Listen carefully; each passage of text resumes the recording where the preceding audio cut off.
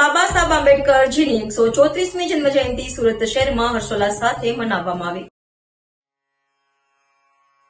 સુરત શહેરના ring road પર સ્થિત ડોક્ટર બાબા સાહેબ આંબેડકરજીની ભવ્ય પ્રતિમા પાસે આજે અનેક લોકો એકત્ર થયા છે। આજે ડોક્ટર બાબા સાહેબ આંબેડકરની 134મી જન્મ જયંતિ છે અને આ પ્રસંગે શહેરના મેયર, ગૃહમંત્રી હર્ષભાઈ સંઘવી, સાંસદ અને અન્ય પદાધિકારીઓ દ્વારા તેમની પ્રતિમાને પુષ્પોના હાર અર્પણ કરી તેમને શ્રદ્ધાંજલિ આપવામાં આવી રહી છે।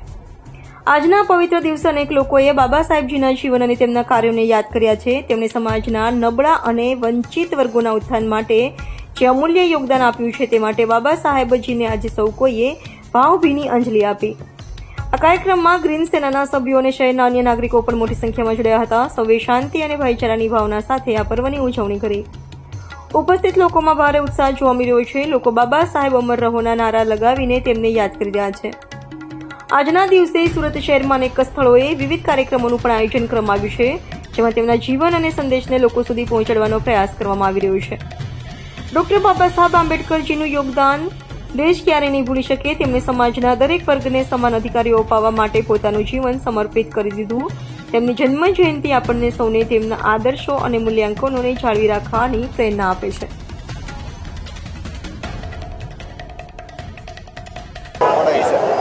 डॉक्टर बाबा साहेब आंबेडकर जन्म जयंती निमित्ते सौने खूब खूब शुभेच्छा और अभिनंदन। डॉक्टर बाबा साहेब आंबेडकर भारतना બંધારણમાં ઘડવૈયામાં અને નવતર ભારતના ઘડતરમાં ખૂબ મહત્ત્વનું યોગદાન રહ્યું છે। ભારતીય જનતા પાર્ટી આજે ડૉક્ટર બાબા સાહેબ આંબેડકરના જીવન ચરિત્ર પર, એમના જીવન મૂલ્યો પર અને એમના સિદ્ધાંતો પર ચાલી રહી છે।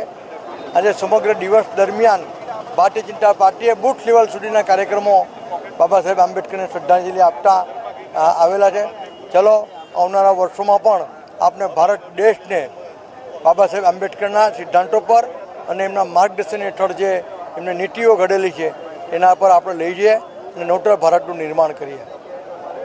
આજરોજ 14 એપ્રિલ ડૉક્ટર બાબા સાહેબ આંબેડકર કે જેમને આપણે આપણા બંધારણના ઘડવૈયા તરીકે માનીએ છીએ, એમની જન્મ જયંતિ હોય આજે હું તમામ લોકોને શુભકામનાઓ પાઠવું છું। સાથોસાથ આ બંદોબસ્તમાં આજના તહેવાર અનુસંધાને અમે બંદોબસ્ત પણ યોગ્ય ગોઠવ્યો છે।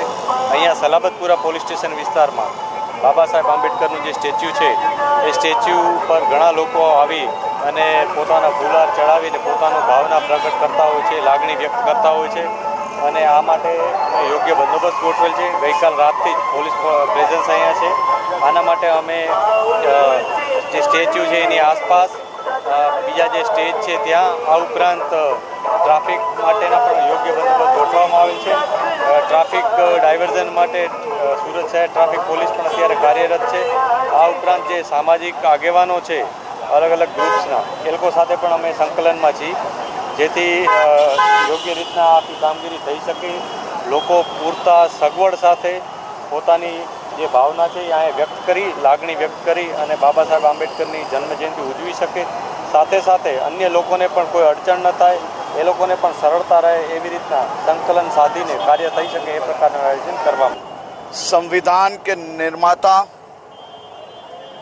बाबा साहेब डॉक्टर भीमराव अंबेडकर जी की जयंती पे बहुत बहुत शुभकामनाएं।